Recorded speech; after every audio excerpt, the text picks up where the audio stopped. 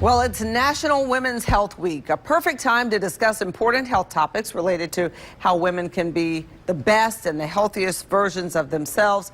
Dr. Angela McLean with People's Health joins us now to crack some myths that are commonly associated with women's health and also to put me to the test. We have a quiz coming up. I haven't had a quiz for a long time. All right, well, we'll check it out. Well, first of all, how often should women get checkups? Well, a lot of it depends on, whether or not you've already established with a primary care physician, because that way you just never know if you need to come in for an emergency. But in general, there's some age-related health screenings that you want to make sure. For example, a colonoscopy at age 50. If you have childbearing age, you may want to come in and get a checkup just to make sure you're in good health. Yeah. Okay, so you're talking about some of the myths today, and in order to get that point across, you're going to test me on some things, and this is a real test. So hit me with your best shot. Okay, so myth number one. Okay.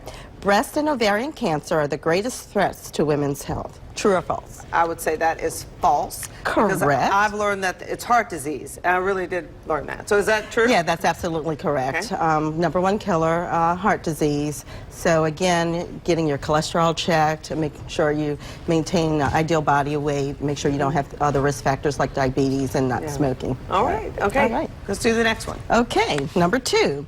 Every woman should be taking a multivitamin each day to ensure they are receiving the proper amount of nutrients. True or false? I would say true, but I don't think you have to.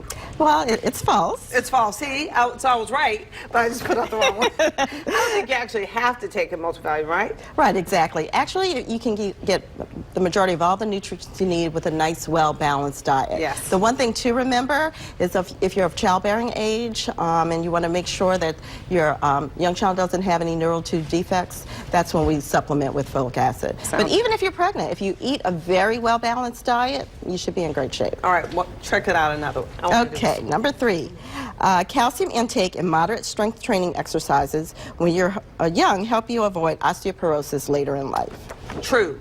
Absolutely true. Yeah. So one of the things you want to do, particularly to help prevent osteoporosis, we talk about weight-bearing exercises. So just walking is ideal. Okay, perfect. Yeah. You got room for one more? And we got one more.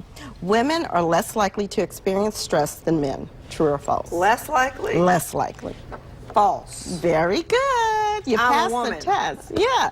So men and women really, experience stress equally. So just making sure you do things, make sure, relaxation techniques, reading, walking, all of those things to help with stress. And get your checkups whenever you can. All right, Dr. Angela McLean, thanks so much for joining us. That was fun. Great. I like the quiz.